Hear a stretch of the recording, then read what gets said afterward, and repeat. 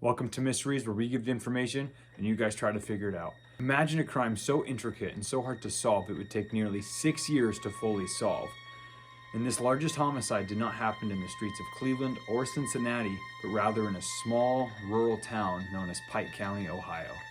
The Pike County shootings, which is also called the Pike County Massacre, happened on the night of April 21st to 22nd, 2016, where 8 people, all of them belonging to the Roden family, were shot and killed execution style in 4 homes in Pike County, Ohio, which is close to the village of Peebles in Columbus, Ohio. Their bodies were later found on April 22nd. 7 of the victims, 6 adults and a 16-year-old boy, were discovered to have been shot in the head in 3 adjacent houses, while the 8th victim, an adult, was found shot to death in his camper near Piketon. 3 young children, including 2 infants, were not shot or hurt. At least 2 shooters were initially believed to be responsible. Investigators believe the murders were premeditated, and the perpetrators were known to the Roden family. On April 25th, the Ohio Attorney General's office confirmed the presence of marijuana cultivation and cockfighting operations at some of the crime scenes, but did not confirm a direct connection to the killings. The bodies were first discovered on April 22, 2016.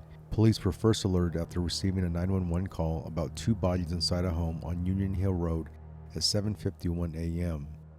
Before the police arrived, Manley discovered 2 more bodies in the second home on the property. Her brother, James Manley, went to check in on their sister Dana and discovered the 3rd crime scene, where the police found 3 more victims when they arrived. At 1:26 p.m., a 911 call reported an 8th body, an adult male at a 4th residence in the nearby village of Piketon. 3 young children, ages 3 years, 6 months, and 4 days, were unharmed during the shootings, with a 4-day-old being found in the bed with her mother's body, deceased. 7 adults and a 16-year-old were among those slain. The 4-day-old and the 6-month-old were placed under protective services, and the 3-year-old was put under the guardianship of his mother, who was not involved in the shootings. The following 8 victims were identified as the following. Christopher Roden Sr., 40 years old, died by gunshot wounds to the head, torso, and limbs. Christopher Roden Jr., youngest son of Dana and Christopher Roden Sr., gunshot wounds to the head. Clarence Frankie Roden, 20 years old, gunshot wounds to the head. Dana Lee Manley Roden, ex-wife of Christopher Roden. Dana Lynn Roden, gunshot wounds to the neck. She was 37 years old. Gary Roden, 38 years old, cousin of Christopher and Kenneth, gunshot wounds to the head. Hannah Mae Roden, 19-year-old, gunshot wounds to the head. She was the mother of a 4-year-old and a 2-year-old daughter. Hannah Hazel Gilley, fiance of Clarence Roden. She died by gunshot wounds to the head. Kenneth Roden, 44, brother of Christopher Roden Sr., single gunshot wound to the head. The bodies of the victims were taken to the Hamilton County Coroner's Office in Cincinnati, where autopsies found that all but one of the victims were shot multiple times. 4 of the victims were shot once, twice, or 3 times. 1 was shot 4 times, 2 were shot 5 times, and the 8th suffered a total of 9 gunshot wounds. Death certificates released on May 28th clarified that 6 of the 8 victims were shot in the head only. Christopher Roden Sr. suffered gunshot wounds to the head, torso, and limbs, and Dana was shot in the head and neck. Bruising was also found on some of the bodies, including some of the victims were beaten as well. Some of the victims were found shot in their beds. From the number of gunshot wounds on the victims' bodies, an estimated total of 32 shots were fired during the killings. The offices of the county coroner and the Ohio Attorney General announced that the full final autopsy reports would not be released to the public, citing security concerns. On July 22, 2016, the Cincinnati Enquirer filed a lawsuit against the Pike County Coroner's Office asking for the full autopsy records for the victims. On August 12, 2016, a similar lawsuit was filed by the Columbus Dispatch. In both cases, Ohio Attorney General Mike DeWine called for mediation, which attracted criticism and accusations that was merely a delay tactic. A lawyer representing both newspapers said there was no legal basis for law enforcement's withholding of information from the public. In a filing on September 6, 2016, DeWine responded to the Columbus Dispatch's lawsuit against the coroner's office saying, quote, "Public release of information known only to law enforcement and the killer or killers directly threatens the success of the investigation. Among other consequences, releasing this type of information impedes investigators' ability to separate genuine leads from fake, which wastes resources, makes it difficult to analyze confessions, which are fact-checked against information known only by investigators, and devalues information provided by witnesses who come forward after public release." Unquote. Amid lawsuits by media outlets, the coroner's office released heavily redacted versions of the final reports on September 23, 2016. The 4th District Court of Appeals denied the inquirer's request for an unredacted copy of the autopsy report on March 17, 2017. On September 19, 2018, the Ohio Supreme Court overturned a lower court's refusal to release the autopsy reports, and the full autopsy reports were then publicly released. On April 28th, Gary Roden was the first victim to be buried, with his funeral proceedings being held in South Shore, Kentucky. Hannah Hazel Gilley was the next to be buried, on May 1st at Ottaway, Ohio. Funerals for the remaining victims took place on May 3rd at West Portsmouth, where there was a high level of security. Ohio Attorney General Mike DeWine approved more than $20,000 to help pay for the funerals. Ohio Governor and the 2016 U.S. presidential candidate John Kasich, who was briefed on the killings, described them as, quote, "tragic beyond comprehension," unquote. Cincinnati area businessman Jeff Ruby offered a reward of $25,000 for information leading to the arrest and conviction of anyone involved in the shootings. On April 28, 2016, Ruby withdrew his reward, citing a recent complex criminal developments in a post on Twitter. A reward from $10,000 from the Southern Ohio Crime Stoppers Fund was authorized on May 10th, but not announced by authorities until 10 weeks later on July 21st due to a miscommunication and misunderstanding about public notification. The early stages, police believed that more than one shooter was responsible for the killings, since 2 of the crime scenes were within walking distance, a third located about a mile away, and the 4th about 8 miles away. Investigators briefly considered the possibility of a murder-suicide, but it was discredited as none of the victims' deaths appeared to be suicides. Attorney General DeWine stated that the killings were planned, premeditated, and a sophisticated operation, citing efforts taken by the shooter or shooters to cover up their tracks and remove any incriminating forensic evidence. All of the victims were members of the Roden family. Surviving family members were urged by police to take precautions, and all residents of Peebles were advised to stay inside their homes until the following night. An investigative task force that leads 100 members, led by the Ohio Bureau of Criminal Identification and Investigation, was assembled.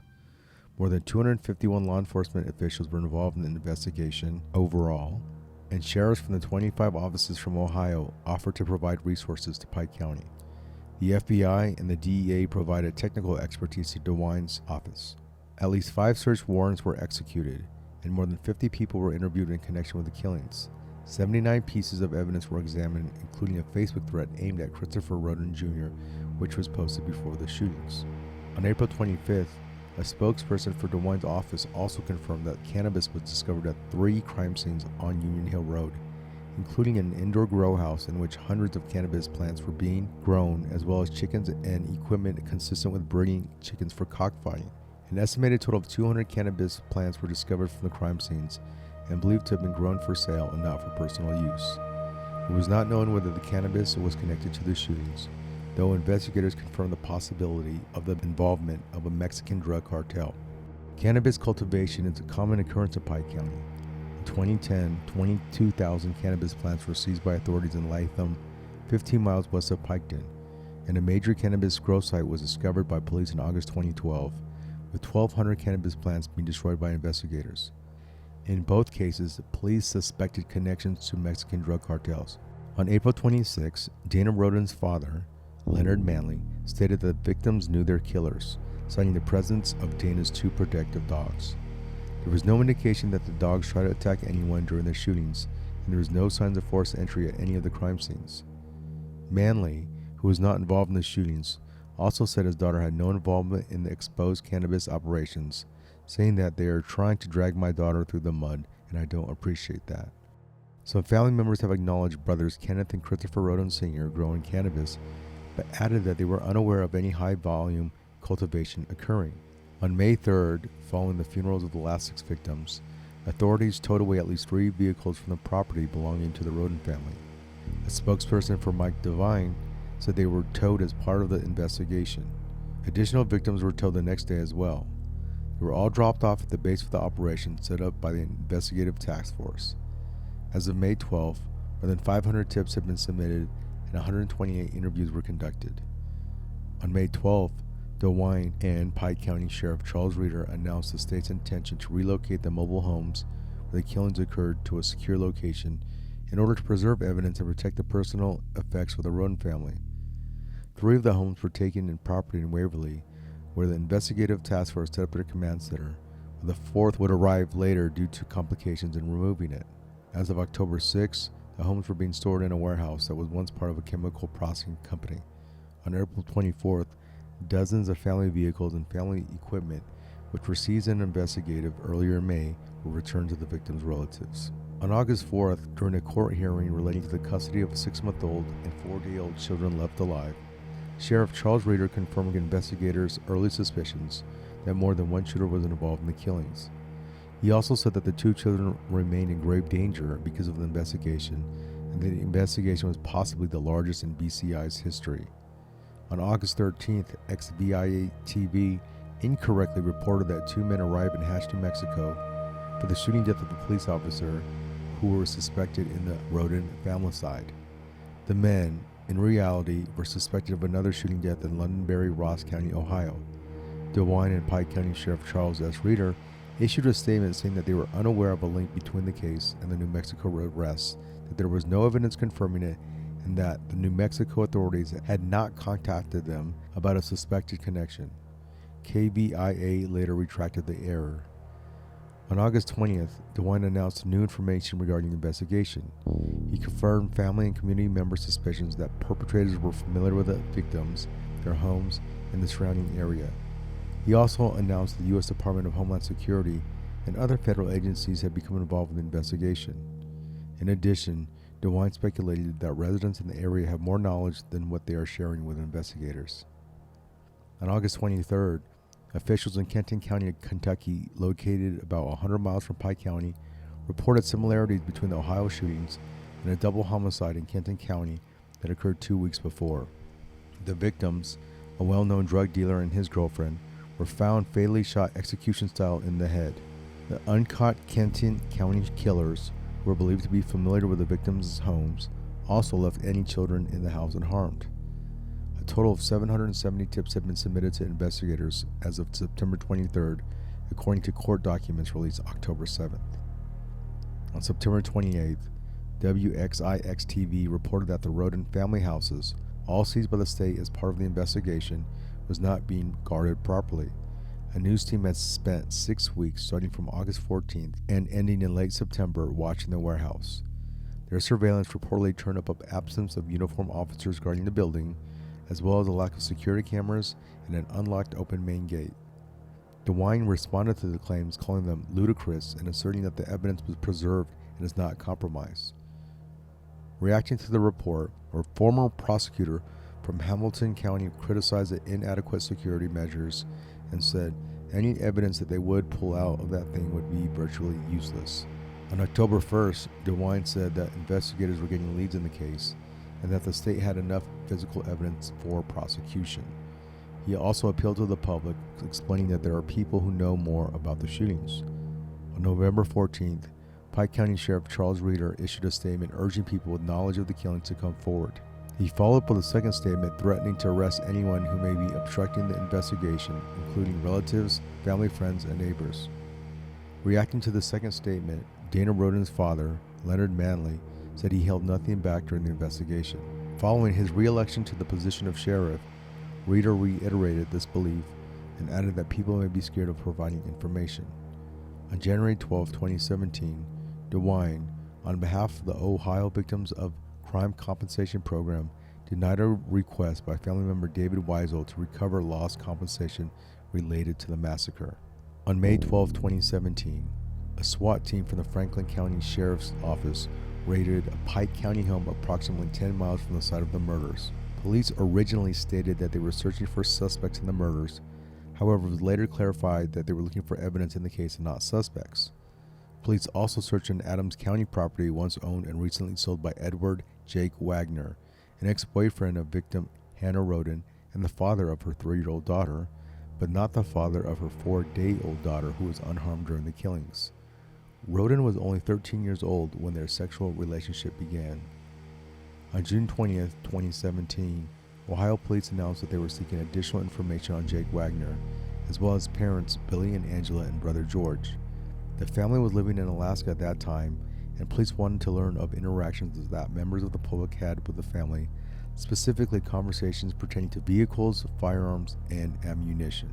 On November 13, 2018, Ohio Attorney General Mike DeWine announced that George Billy Wagner and Angela Wagner and their sons, Jake, George, had been arrested and charged with planning and carrying out the murders.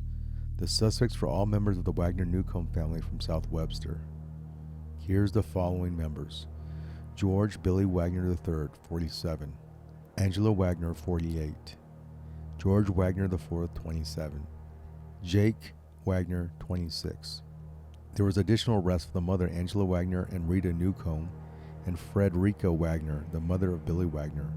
They were charged with perjury and obstructing justice for allegedly misleading investigators. Newcomb was also charged with forging custody documents to cover up the crimes. Charges against Frederica Wagner were dismissed. On December 2nd, 2019, Rita Newcomb pleaded guilty to a lesser charge of obstructing official business in connection with the investigation of the homicides. In exchange, prosecutors dropped the charge of forgery, obstruction of justice, and perjury charges against her. Newcomb agreed to cooperate with prosecutors. Frederica charges were dropped. In September 2021, Jake Wagner was sentenced to 8 consecutive sentences with the possibility of parole. On September 10, 2021, Angela Wagner pled guilty to conspiracy to commit aggravated murder, several counts of aggravated burglary, tampering with evidence, and other charges as part of a plea deal. On September 12, 2022, the trial for George Wagner IV finished up. In the opening statements, prosecutors said the guns used to kill the family were placed in buckets of concrete and gifted to a member of the Wagner family on Father's Day as boat anchors, unbeknownst to the family member, and that the anchors contained murder weapons. The anchors would later be cut from a rope on the boat and dropped in a pond. Jake Wagner later confessed that the concrete anchors were at the bottom of the pond, and using a search warrant, the state found the blocks in the water, chipping away the material, and found the murder weapons inside. The weapons matched the shell casing markings found at the murder scenes. George was found to be guilty on all counts. Do you guys think anyone else in that family was involved? Let us know in the comments, and be sure to subscribe to stay tuned for the next mystery.